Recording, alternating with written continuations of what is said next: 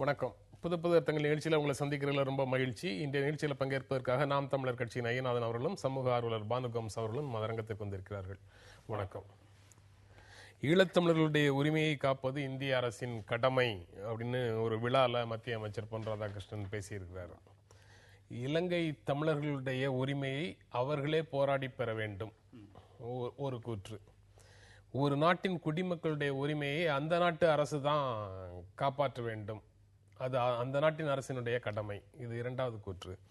மிக மோசமான ஒரு போர் நடந்த ஒரு பகுதியில் நீதி நிலைநாட்டப்படாமல் அங்கு வேற எந்த நடவடிக்கையும் அங்கு அமைதியை கொண்டு வராது, இது மூன்றாவது கூற்று.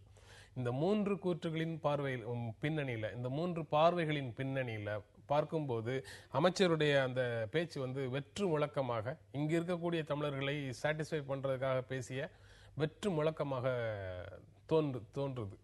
நீங்க எப்படி பாக்குறீங்க அதை?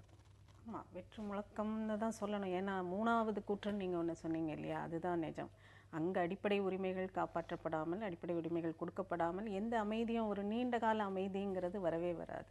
அப்போ அதற்கான முயற்சிகளை இந்திய அரசு என்ன மாதிரி எடுக்க போகுதுங்கிறது இல்லாமல், அதுக்கான ஒரு கிளியர் பிளான் இல்லாமல் வெறுமனே வார்த்தைகளால் ஒரு ப்ராமிஸ் கொடுக்கறதும் எல்லாம் சரியாயிடும்னு சொல்கிறதும் வெற்று முழக்கத்தோடு சேர்த்தி தான். ஐயனாதன் எப்படி பார்க்குறீங்க? இப்போ ஒரு தமிழ்நாட்டை சேர்ந்த அமைச்சர் இவர், அவரோடு பேசியவன், இந்த விடயத்தில் அவருடைய அக்கறையை கவனித்தவன் என்ற அடிப்படையில் சொல்கின்றேன். அவர் சொல்றது வெற்று முழக்கம் அல்ல, ஒரு அரசின் அங்கமாக அவர் இருக்கின்றார். தமிழருடைய பிரச்சனையை அறிந்தவராகவும் உணர்ந்தவராகவும் இருப்பவர் அண்ணன் பொன் ராதாகிருஷ்ணன் அவர்கள். இந்த பிரச்சனையில் அவர் பல பொதுக்கூட்டங்களில் பல இடங்களில் பாரதிய ஜனதா கட்சியினுடைய நிலையை தெளிவுபடுத்தும் போது நாங்கள் ஈழத்தமிழரோடு நிற்கின்றோம் என்ற வார்த்தையை பேசியவர்.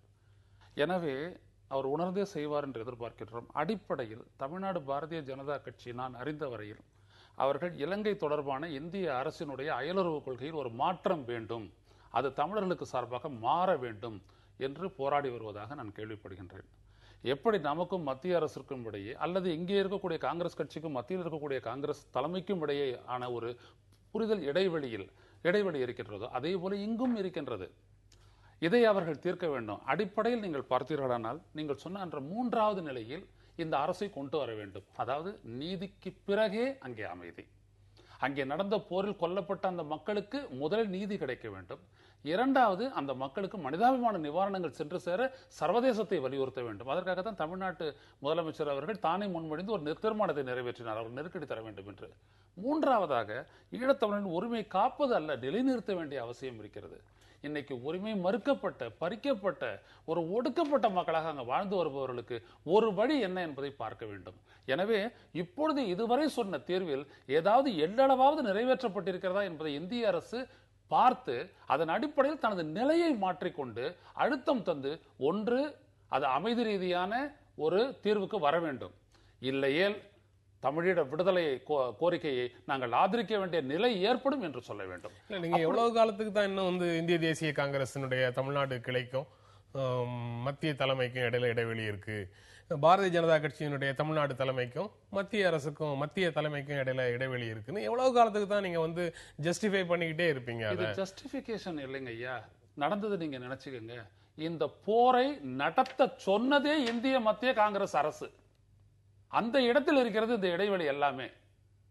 தமிழனுக்கு எதிராக அங்கே இருக்கக்கூடிய சிங்கள அரசு மட்டும் அல்ல, தொடர்ந்து வந்த சிங்கள அரசு மட்டும் அல்ல, இங்கே இருந்த டெல்லி அரசே அதை செய்தது.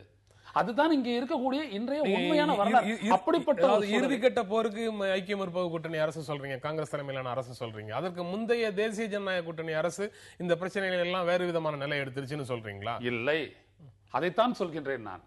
இந்தியன் எஸ்டாப்ளிஷ்மெண்ட், இந்திய அரசு, இந்தியாவினுடைய நிர்வாக அமைப்பு இரண்டுமே தமிழர்களுக்கு எதிரான ஒரு நிலை எடுத்துத்தான் செய்து கொண்டு வந்தன.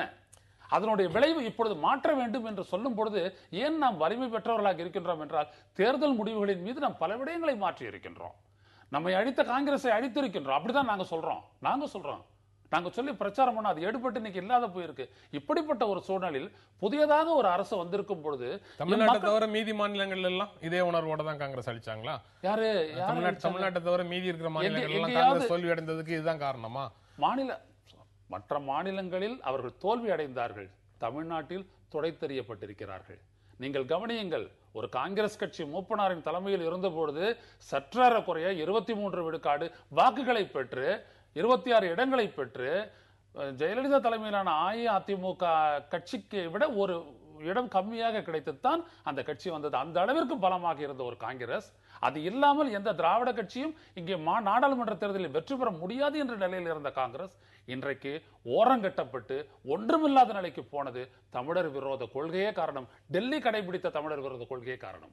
அதுதான் நீங்க முக்கியம். இங்க பாஜக அரசு மாத்திரம் தமிழர் விரோத கொள்கையை கடைபிடிக்காதாங்கிறது ஒரு பெரிய கேள்வி. என்ன மாதிரியான கேம் பிளான் அதுட்டு இருக்கு? கிளியர் டெஃபினிஷன் எதுவுமே கிடையாது.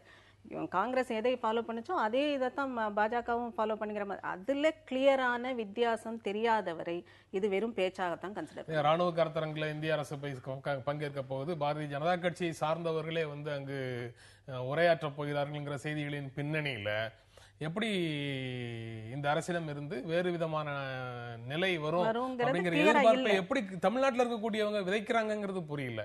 அதுதான் ஐயனாதனோட பேச வேண்டியது. சொல்ற விதைக்கிறீங்கன்ட்டு அந்த நம்பிக்கையை நீங்க விதைக்கிறீங்க. இல்ல அந்த நம்பிக்கையை வந்துட்டு நான் வெளியில இருந்துட்டு விதைக்கல. ரெண்டு விஷயம் இருக்குது. ஒரு செயற்பாட்டாளனுக்கான விடயம் ரெண்டு இருக்கு. ஒண்ணு யதார்த்தத்தில் இருந்து பார்ப்பது, இன்னொன்று அதற்காக உழைப்பது. இவர்களோடு சேர்ந்து நாங்களும் உழைக்கின்றோம். அந்த இடத்தில் மாற்ற வேண்டும் என்ற இது மலையை எடுக்கிற பிரச்சனைன்னு வச்சுக்கோங்க. நான் ஒன்னும் பானுகம்ஸ்ல பெருசா வேறுபட்டுடல. இன்னொரு 6 மாசம் பார்ப்போம் டவுன் த லைன். இவங்க மாறல அப்படின்னோம்னா நம்ம வேற ஒரு நிலைப்பாடு எடுக்கணும். ஆனா எடுத்த உடனே இவங்க அதே பாதையில தான் போறாங்க அப்படின்னு சொல்லி நானும் ஒரு இடைவெளியை ஏற்படுத்திக்க தயாரா இல்ல. ஏன்னா என் மக்களினுடைய நிலை ஒன்று, இன்னொன்று சர்வதேசத்தினுடைய சூழல் அந்த மக்களுக்கு சாதகமாக, விசாரணைக்கு சாதகமாக வந்துள்ள நிலையில் இந்திய அரசை அந்த இடத்துக்கு கொண்டு வர முடியுமா? கொண்டு வருவதற்கான அந்த முயற்சியில் இவர்களின் பங்கு முக்கியத்துவம் வாய்ந்தது என்பதனை அவர்களோடு சேர்ந்து இயங்கிய அடிப்படையை நான் சொல்கின்றேன். அவ்வளவே. எவ்வளவு தூரம் சாத்தியம் இன்றைய அரசியல் சூழலில், இன்றைய உலக அரசியல் சூழலில் இந்தியாவால் எவ்வளவு தூரம் அது சாத்தியம்ங்கிற அந்த சாத்திய இதையும் அடிப்படையா வச்சுதானே நம்ம பார்க்க முடியும். அப்போ பாஜக அரசோ காங்கிரஸ் அரசோ எவ்வளவு முடியுங்கிறது ஓரளவு மக்களுக்கு இப்ப தெரியும். இவங்கள மாதிரி உள்ளவங்க 6 மாசம் டைம் கொடுத்து நம்ம பார்ப்போம், அவங்க செய்வாங்க, செய்யறதுக்கான சாத்தியக்கூறுகள் இல்ல. உண்மையை மறைச்சு மக்களை ஏமாத்துற ஒரு விஷயமா தான் நான் பார்க்கிறேன். எவ்வளவு தூரம் முடியுங்கிறதையும் நாம மக்களுக்கு சொல்லணும். அப்படி சொல்லும் போது பெரிய அளவில் மாற்றம் வராதுங்கிறது தான் நிதர்சனம். நான் ஒரு கருத்து சொல்லிட்டேன்னா அதுக்கப்புறம் தொடர்ந்து அதை பத்தி விவாதிக்கணும். அதுக்கு பதில் சொல்ற உரிமை உங்களுக்கு கொடுக்கணுங்கிறதுனால நீங்க சொன்னதுக்கு கருத்தை சொல்லாமலே நான் நிகழ்ச்சியுடைய இந்த பகுதிக்கு போயிடுறேன்.